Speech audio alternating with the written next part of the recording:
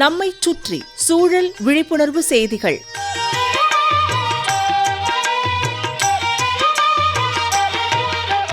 அன்புள்ள சவரிமுத்து ஐயா அவர்களுக்கு உங்கள் மாணிக்கம் எழுதும் மடல். நலம் நலமறிய ஆவல்.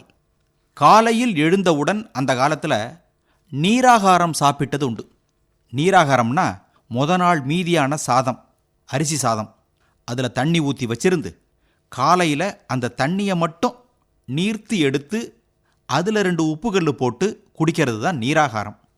நீர்னா தண்ணீர், ஆகாரம்னா உணவு, தண்ணியான உணவு, சத்துள்ள உணவு.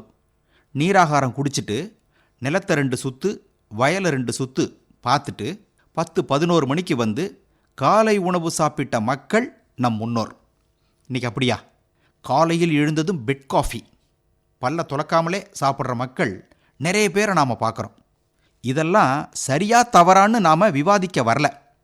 பெட் காஃபி குடிச்சிட்டு வெளியே வாசல் போயிட்டு அப்புறம் வாக்கிங், நடைப்பயிற்சி போகிற இந்த காலத்து மக்களும் இருக்கத்தான் செய்கிறாங்க. அக்கால மக்கள் எல்லாத்தையும் ஒருங்கிணைத்து செய்தாங்க. எல்லாமே எளிமையாக நடந்தது. இன்றைக்கி எல்லாமே சிரமப்பட்டு நடக்குது. அல்லது சிரமப்பட்டா கூட நாம் நினச்சது நடக்க மாட்டேங்குது. சவரிமுத்தையா, நீங்கள் எப்படின்னு தெரியல. அந்த காலத்தில் நீராகாரம் குடிச்சிருப்பீங்க, வயல்வெளியை சுற்றி வந்திருப்பீங்க. இந்த காலத்தில் காஃபி டீயை குடிச்சிட்டு வயலை சுற்றி பார்க்குறீங்க. நாம் சாப்பிட்ற காஃபியின் பூர்வீகம் எத்தியோப்பியாதான்னு சொல்லப்படுது. காஃபி கொட்டைகளை பச்சையாக சாப்பிடுவதை காட்டிலும் வறுத்து கொதிக்க வச்சு சாப்பிட்டா கூடுதல் சுவை. எத்தியோப்பியாவிலேருந்து ஏமன், எகிப்து, துருக்கி, பிரேசில் போன்ற நாடுகளுக்கு காஃபி பரவியது. 1670 இப்பத்தி கர்நாடகாவைச் சேர்ந்த பாபா பூடான் என்பவர் மெக்காவுக்கு ஹஜ்ஜு பயணம் போயிட்டு திரும்பும்போது ஏமன் வழியாக வந்தவர் காஃபியை குடித்து சுவைச்சிருக்கார், யோசிச்சிருக்கார். பச்சை காஃபி கொட்டைகளை இடுப்பில் பெல்ட்டில் கட்டிக்கிட்டு அதை கொண்டு வந்து மைசூர் சந்திரகிரி மலையில் விதைச்சிருக்கார். அம்புட்டும் முளைச்சிடுச்சு. நம்ம நாட்டிலையும் காஃபி பயிராயிட்டிருக்கு.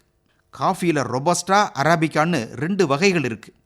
அல்சைமர் முதியவர்களை தாக்கும் ஞாபக மறதி நோய், பார்க்கின்சன் பெரியவர்களை தாக்கும் உடல் நடுக்க நோய், அப்புறம் ஈரல் நோய்கள், பித்தப்பை கற்கள், பல வகையான புற்றுநோய்கள், ஆண் மலட்டுத்தன்மை, மூட்டுவலி உள்ளிட்ட பல நோய்களுக்கும் நல்ல மருந்து காஃபின்னு பல ஆராய்ச்சி முடிவுகள் தெரிவிக்குது. ஒரு நாளைக்கு 2 முதல் 4 கப்பு வரை மட்டுமே காஃபி குடிக்கணும். கர்ப்பிணி பெண்கள் 2 கப்பு குடித்தா போதும், இல்லைன்னா அவங்க டீ குடிக்கலாம். காஃபி சாகுபடியை ஊக்கப்படுத்துவதற்காக நிறைய திட்டங்கள் இருக்குது, மானிய உதவிகளும் இருக்குது. மலைப்பிரதேச பயிரான காஃபியை காலையில் எழுந்ததும் வாயை கழுவிட்டு சாப்பிட்றது நல்லது. ஏன்னா நம்ம உடம்புலையே ஒரு மோசமான உறுப்பு எதுன்னா அது வாய் தான். அவ்வளவு கிருமிகள். நல்லது கெட்டது பேசுகிறதும் அந்த வாய் தான். சவரிமுத்து ஐயாவுக்கு தெரியாததா? இப்படிக்கு மடல் மாணிக்கம்.